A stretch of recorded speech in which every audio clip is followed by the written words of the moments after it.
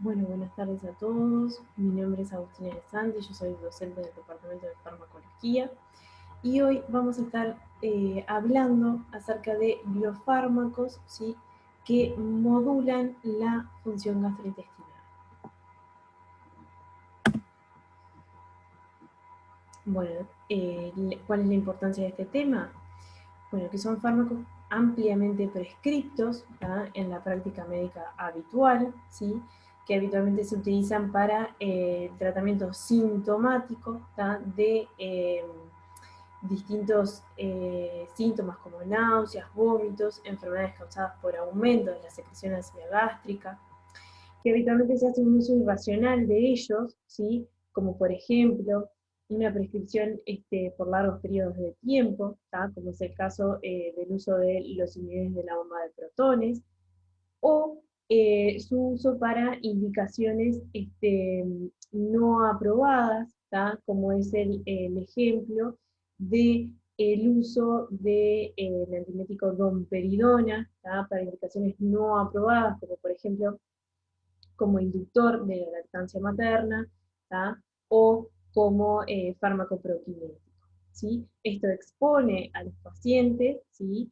a los efectos adversos de estos fármacos y además eh, expone a los pacientes a presentar, ¿sí?, distintas interacciones medicamentosas, tanto desde el punto de vista farmacocinético como farmacodinámico, y principalmente, ¿sí?, por modular la función gastrointestinal, más que nada interacciones de tipo farmacocinético.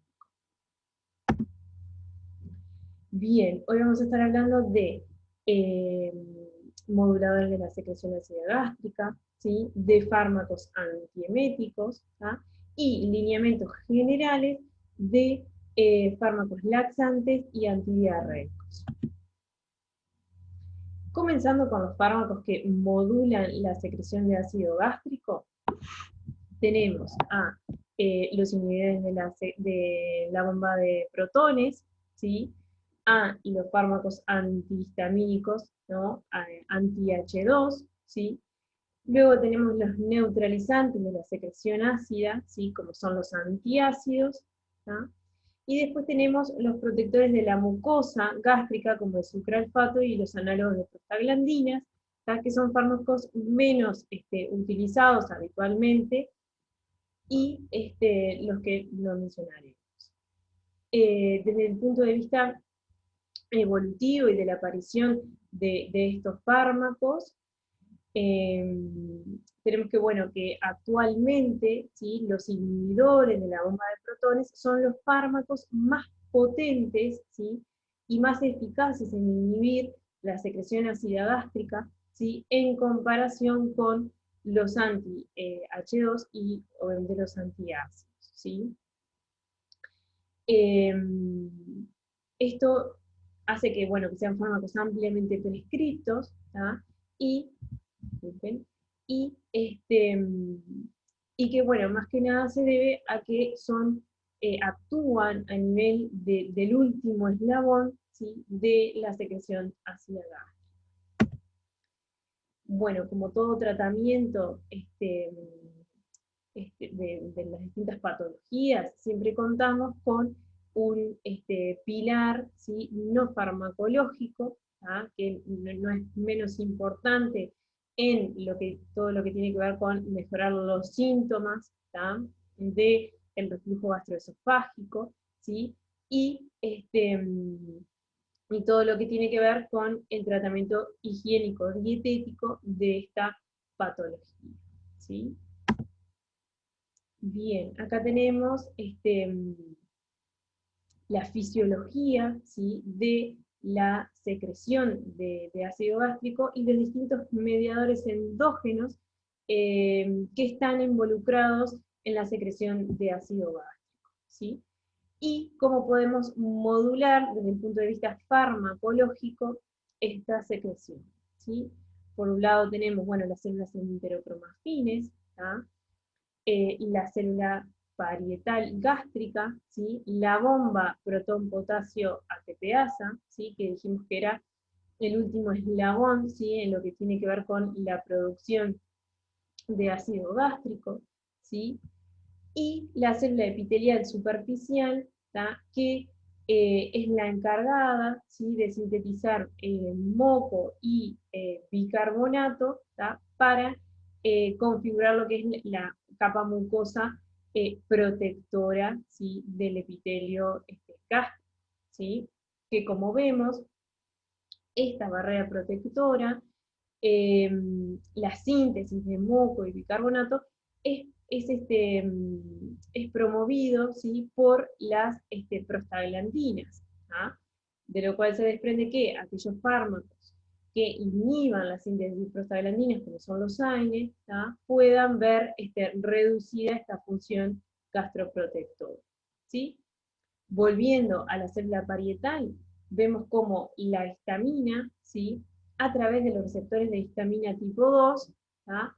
Promueve, ¿tá? Estimula la síntesis de ácido por parte de la bomba protón-potasio ATPasa, y cómo los IBP, ¿sí? Antagonizan, ¿tá? La acción de esta bomba, o en realidad inhiben, ¿sí? La acción de esta bomba, ¿tá? Por otra parte tenemos cómo actuarían los ácidos, ¿sí? Los antiácidos, perdón, neutralizando, ¿tá? Los protones a nivel de la luz gástrica. Bien, comenzando por los antiácidos, ¿tá? Son fármacos que son bastante accesibles, ¿tá? Bueno, por su precio, ¿sí? Por sus escasos efectos adversos y por su acción relativamente rápida, son muy populares, ¿tá? Su acción, principalmente a nivel de la luz gástrica, es neutralizar el ácido, ¿sí?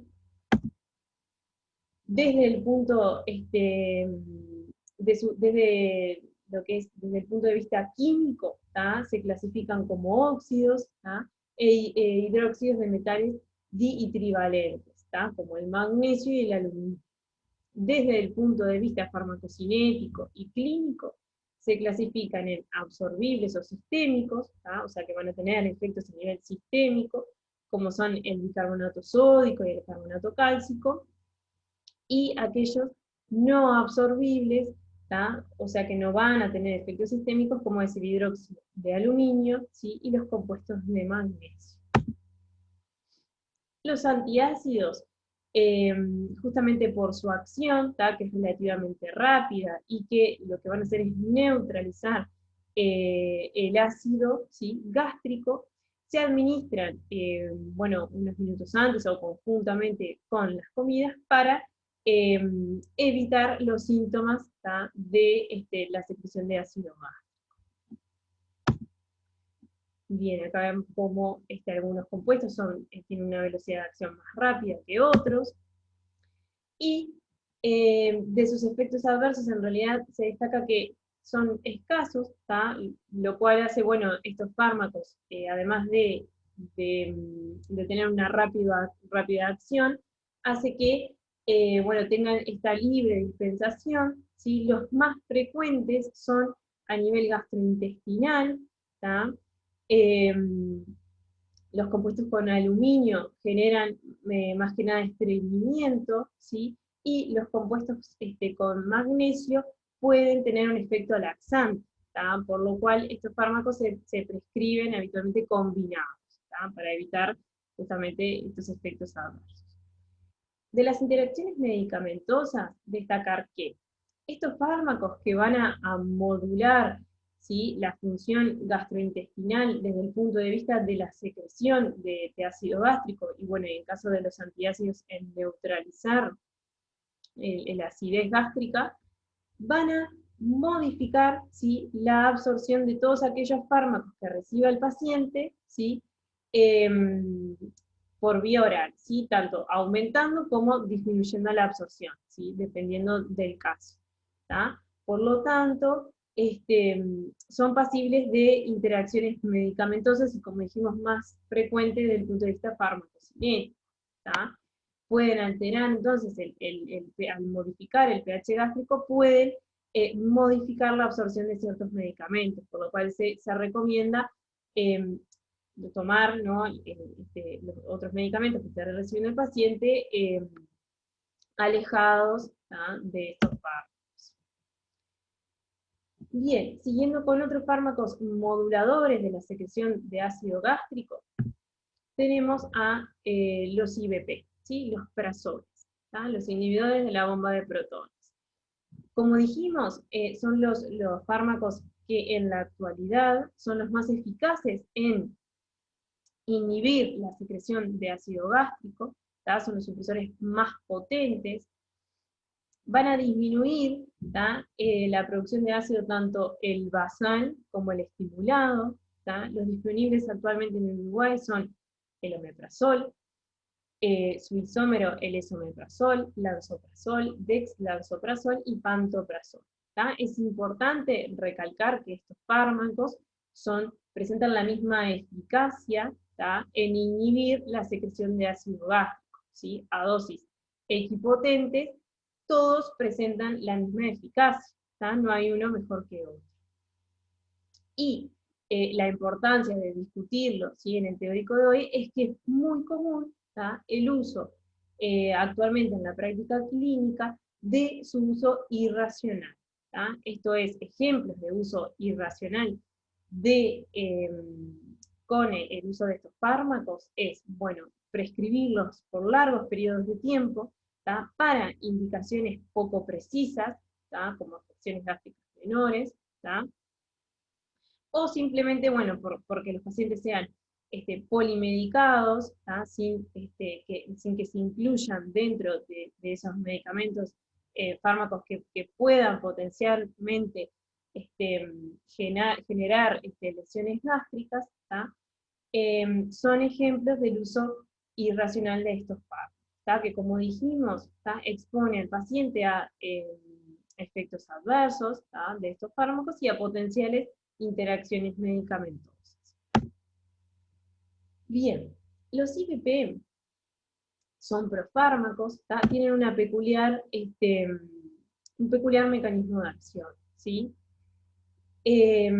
Son profármacos que se van a activar, ¿tá?, a nivel del canalículo secretor, ¿sí?, en el medio ácido gástrico, ¿sí?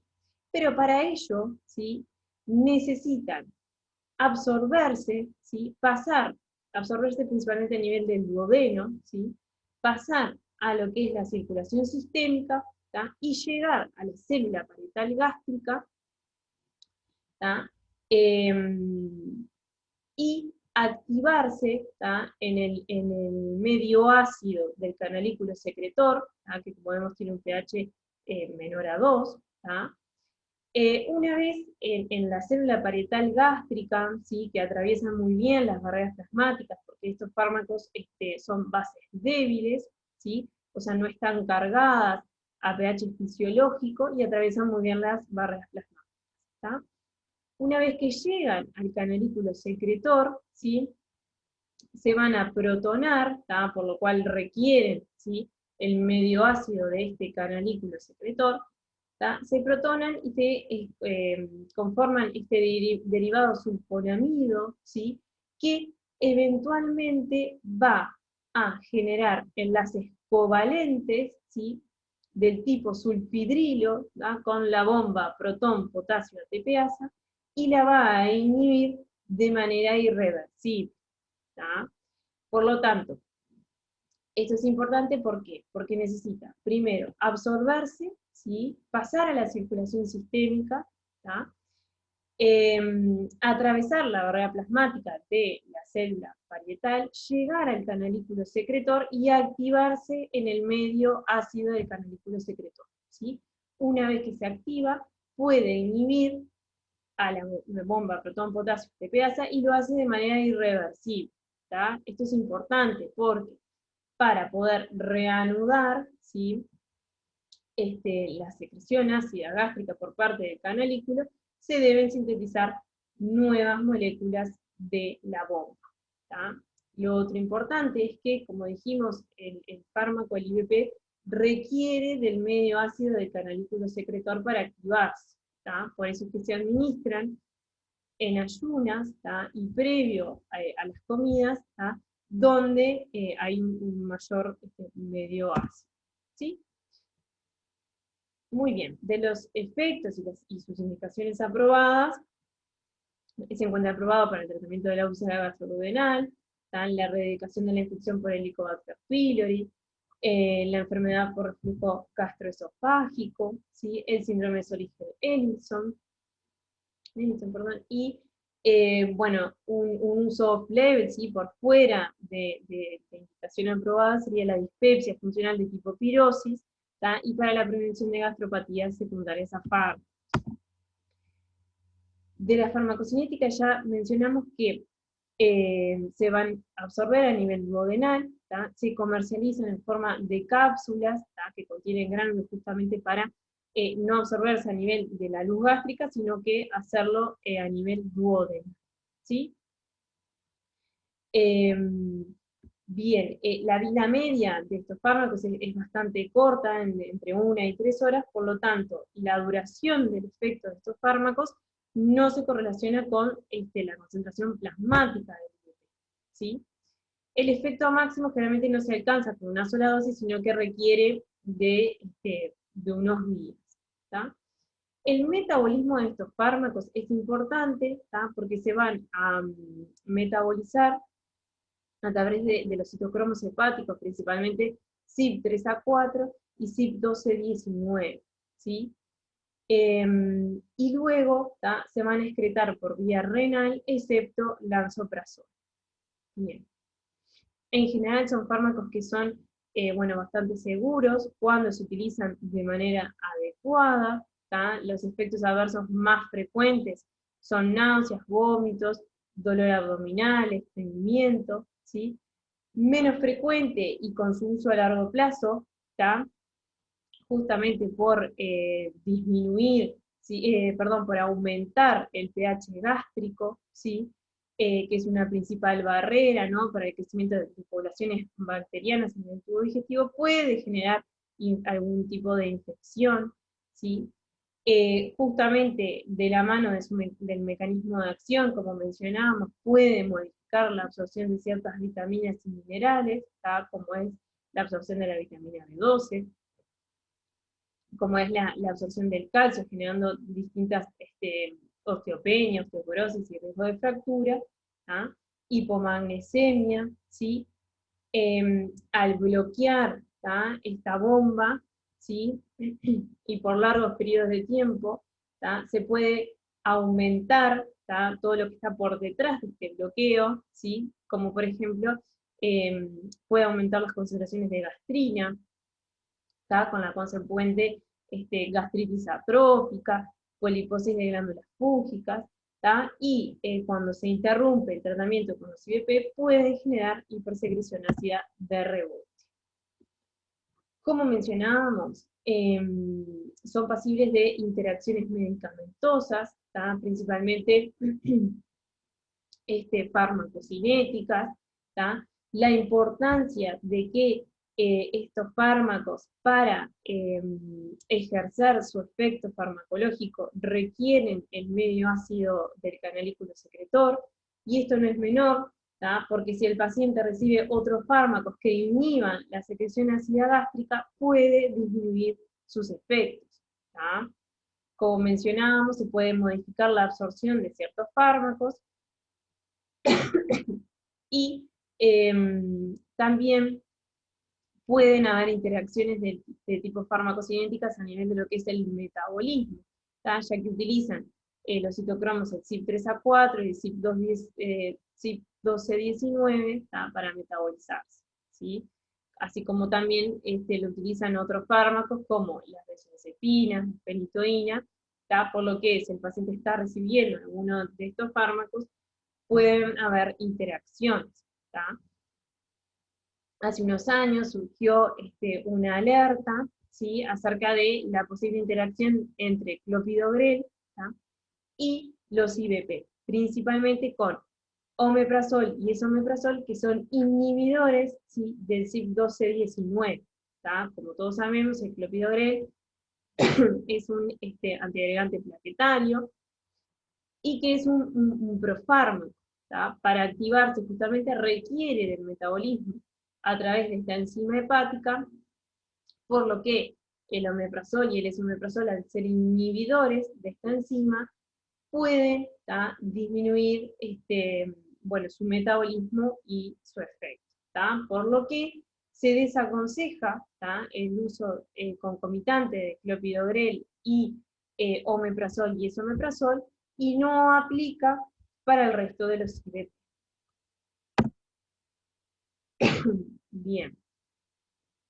Entonces, es necesario, ¿sí?, hacer un uso racional de estos medicamentos,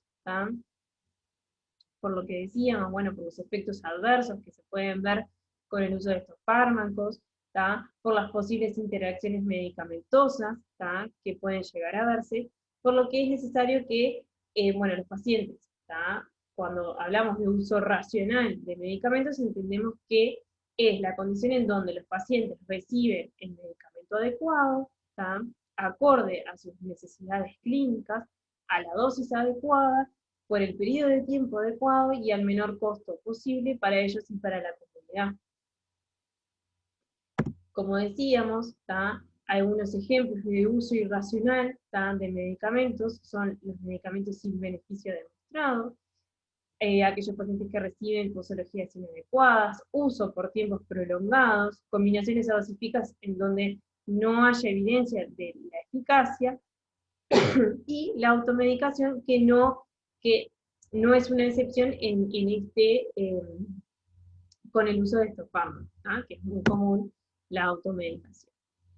¿Cuándo no está justificado utilizar un IBP? Bueno, simplemente por el simple hecho de tener más de 65 años, no se justifica la prescripción del IBP, o para el tratamiento de síntomas inespecíficos de la esfera gastrointestinal, como ardor, acidez, o por el simple hecho de que el paciente sea un paciente polimedicado, sin que ninguno de estos medicamentos sea algún fármaco gastrolesivo. En estas circunstancias no está indicado, no se justifica la prescripción de un IBP. Recordar que si no es necesario puede llegar a ser daño. Entonces, ¿cuándo podemos realizar una desprescripción del IBP? Bueno, como decíamos, podemos probar retirar el IBP o disminuir su dosis. En pacientes que estén asintomáticos, en los que no haya una indicación clara para el uso de estos fármacos, o en pacientes que sí tengan indicaciones claras para el uso de estos fármacos, pero que estén asintomáticos por un mínimo de 3 meses, y en los que está acompañado también un tratamiento no farmacológico. En estos casos se puede aconsejar o comenzar una desprescripción de estos fármacos o reducir su dosis. Bien, y resumiendo,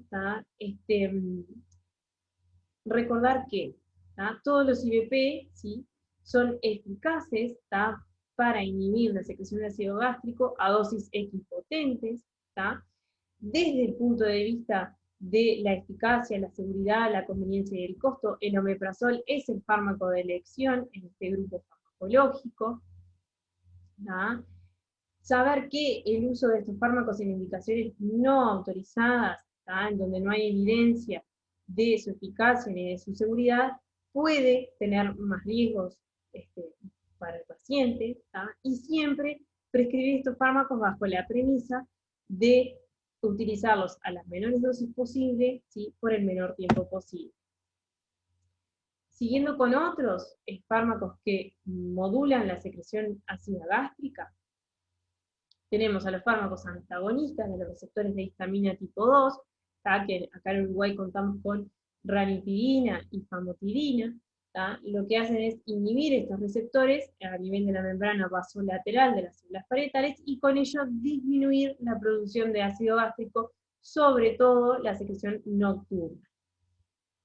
Desde el punto de vista de la farmacocinética, estos fármacos bueno, se van a absorber bien por vía oral, Tienen la característica de que atraviesan muy bien las barreras plasmáticas, por lo tanto pueden atravesar la barrera hematoencefálica y generar efectos a nivel central. De su eliminación, recordar que tienen metabolismo hepático y se pueden excretar a nivel renal, teniendo que ajustar dosis en insuficiencia renal severa, ¿sí? De los efectos adversos, recordar que en realidad son escasos y de menor importancia. Pueden tener efectos a nivel central, por su acción en los receptores de histamina tipo 1 y tipo 2, y generar principalmente alteraciones neurológicas, ¿sí? Como las mencionadas ahí, desorientación, alucinaciones, irritabilidad, agitación y otros síntomas de la esfera neurológica. También pueden generar hipersecreción ácida de riñón. Acá vemos cómo es necesario, debido al aclaramiento renal que presentan estos fármacos, el ajuste de dosis en caso de insuficiencia renal severa, ¿sí? De las interacciones, bueno, más o menos lo mismo, ¿sí? Van a presentar interacciones medicamentosas con aquellos fármacos que también modulen la secreción ácida gástrica, pero famotidina y ranitidina con menor frecuencia, ¿sí? Antes se veía con el uso más que nada de cimetidina, pero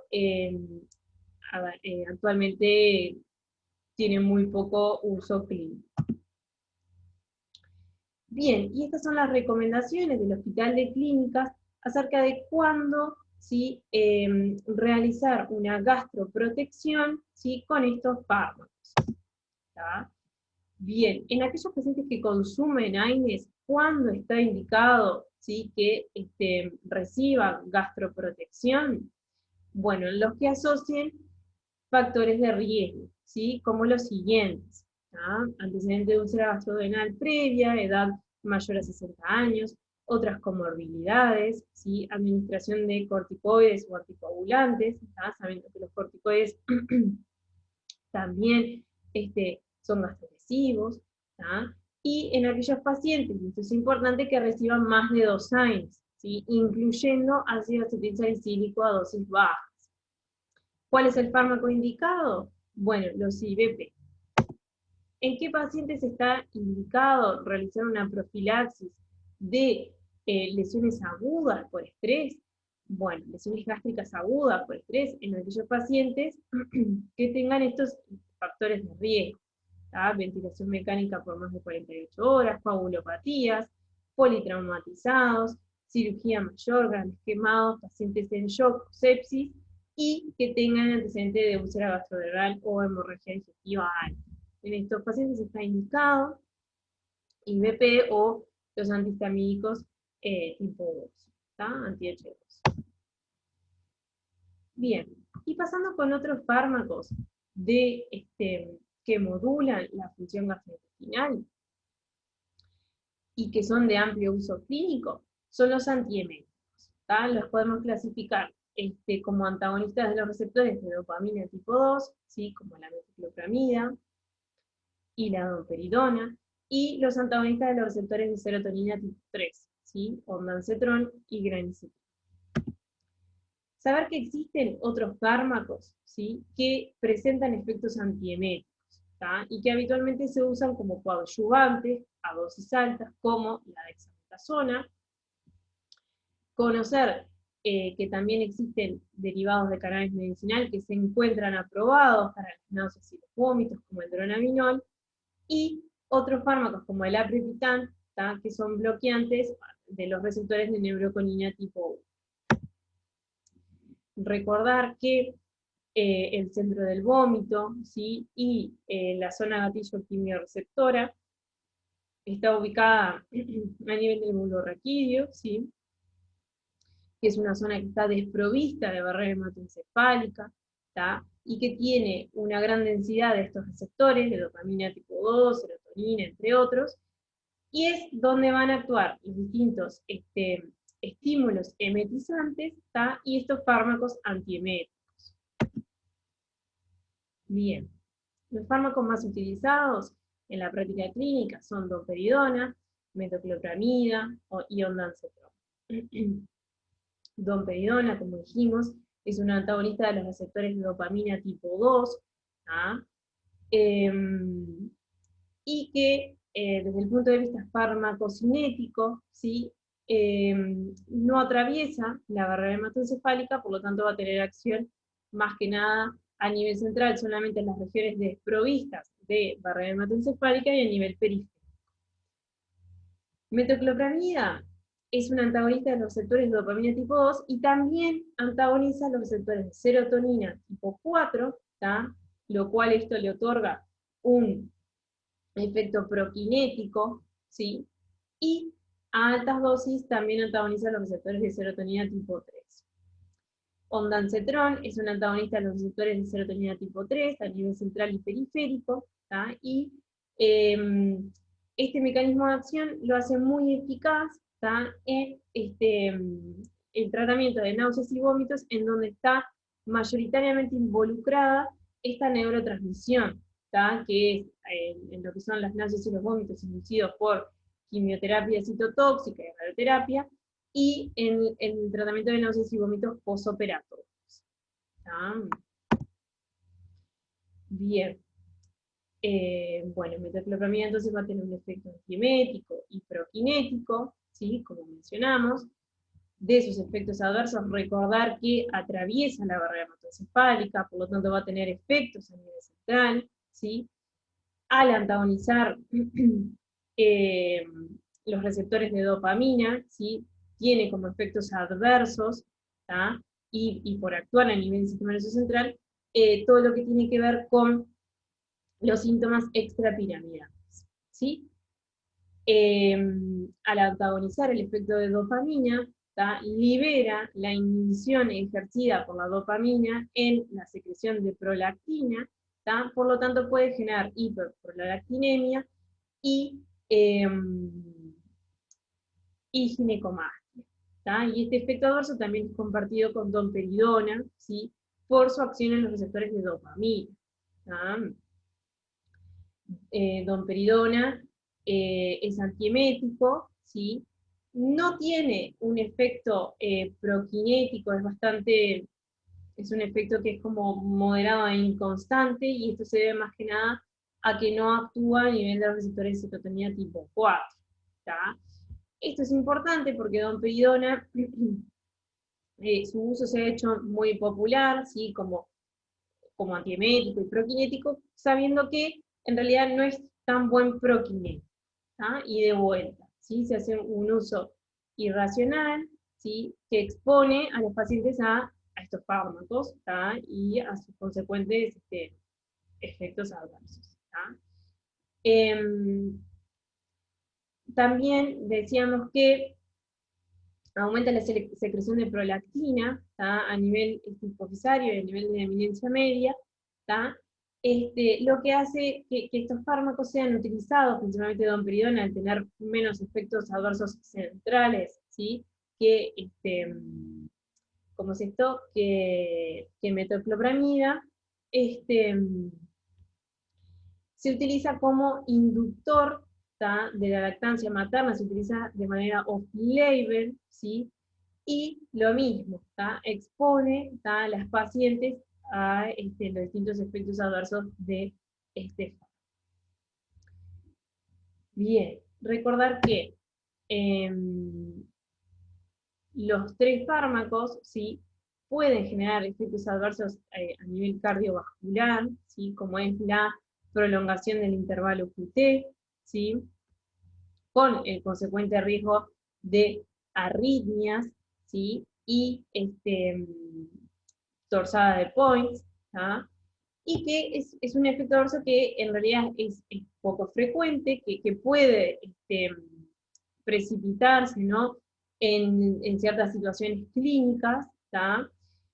Que es un efecto adverso que es conocido, que es compartido por los tres fármacos antieméticos, ¿tá? Que puede que tenga que ver su mecanismo de acción, y que es conocido de larga data, que está presente en todas las fichas técnicas de estos medicamentos, que ha tenido múltiples alertas a nivel internacional, y que en realidad simplemente hay que conocerlo, ¿sí? Saber qué situaciones clínicas aumentan el riesgo, ¿sí? De este efecto adverso, ¿tá? Monitorizarlo y saber qué pacientes se benefician y qué pacientes no se benefician con el uso de estos fármacos. Por su riesgo cardiovascular, de los 3 fármacos antieméticos que mencionamos, la domperidona es como la que ha tenido más mala prensa, ¿tá? Y la que ha sido como más paliada desde este punto de vista. ¿Tá? De manera que desde su aprobación hasta la actualidad, ¿tá? Bueno, han habido cambios en su ficha técnica, ¿tá? Cambios en las indicaciones de este fármaco, ¿tá? Múltiples alertas, ¿sí? Siendo, bueno, la última, ¿tá? La indicación aprobada de este fármaco antiemético, ¿sí? Para el tratamiento de síntomas y náuseas, ¿tá? Ya no está más recomendada como como prokinético, ¿sí? Y en mayores de 12 años, ¿tá? O sea que no está aprobada en pacientes pediátricos, y que pesen más de 35 kilos. Bueno, estos son algunos de los informes que hemos hecho acerca de estos riesgos. Este es bueno, el último, más que nada, con domperidona. Hay que conocer bueno, cuáles son las recomendaciones de uso.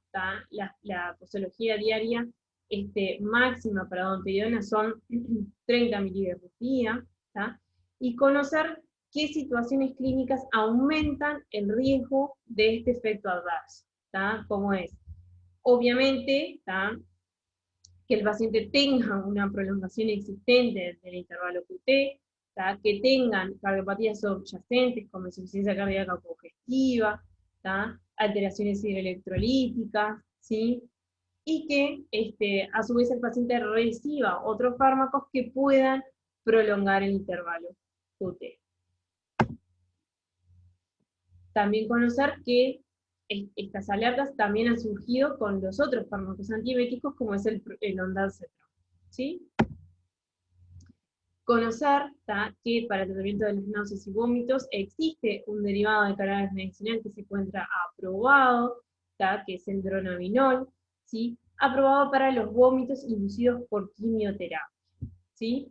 Y que el mecanismo de acción que parece estar involucrado, ¿sí? En el efecto antiemético de este derivado de cannabis medicinal es la acción en los receptores CB1 y CB2 presente en las vías reflejas eméticas, y que utilizado con otros antieméticos se podría potenciar su efecto. Bien. Por último, y finalizando, los fármacos laxantes, son fármacos que se van a indicar en situaciones clínicas precisas, que va a ser una indicación transitoria, que hay que conocer en qué situaciones clínicas se pueden utilizar estos fármacos, y que son indicaciones puntuales y transitorias. Es decir, que estos pacientes tienen que ir aparejados a un tratamiento de los hábitos, del hábito alimenticio y del hábito defecatorio. ¿En qué pacientes está indicado el uso de estos fármacos? Bueno, en personas ancianas o con alteraciones mentales, en donde haya un descuido de este hábito y puedan llegar a tener problemas en lo que es bueno, que desarrollen impactos fecales de muy difícil eliminación, ¿sí? En pacientes que estén bajo tratamiento farmacológico con fármacos que aumenten el tono miógeno, ¿sí? De la musculatura lisa gastrointestinal, ¿sí? Y en pacientes que, bueno, que se van a someter a intervenciones quirúrgicas o exploraciones digestivas, en donde se requiere un tubo digestivo apto para poder realizarse estas intervenciones. Entonces, tenemos fármacos, bueno, formadores de masa, ¿sí? Como la celulosa, metilcelulosa, Hay que conocer que estos laxantes demoran en actuar aproximadamente 24 horas, y esto es importante para esperar, ¿no?, lo que es el efecto terapéutico, comunicarle al paciente, ¿sí? Después tenemos suavizantes o lubrificantes como aceites vegetales, lo mismo, ¿sí? Laxantes osmóticos como la lactulosa, la misma situación, ¿sí?, que demora en verse el efecto laxante aproximadamente 24 horas, ¿sí? Y después los estimulantes por contacto, ¿sí? Un ejemplo es el bisacodilo, que a diferencia de los anteriores, genera una evacuación intestinal rápida, por lo cual es el indicado para preparación de intervenciones quirúrgicas, exploraciones digestivas. ¿Cuál es el principal problema de estos, del uso de los laxantes? Bueno, el uso indiscriminado del mismo, como un hábito del uso de estos laxantes, que genera un círculo vicioso en el cual luego de utilizarlos puede darse una atonía a nivel de colon, que genera un nuevo uso de estos medicamentos y así sucesivamente. Y que muchas veces generan alteraciones hidroelectrolíticas y deshidratación. Con los fármacos antidiarreicos sucede lo mismo, saber que el principal abordaje terapéutico de lo que es la diarrea es la rehidratación oral, y la corrección de los trastornos hidroelectrolíticos, y que el uso de fármacos antidiarreicos va a tener indicaciones precisas.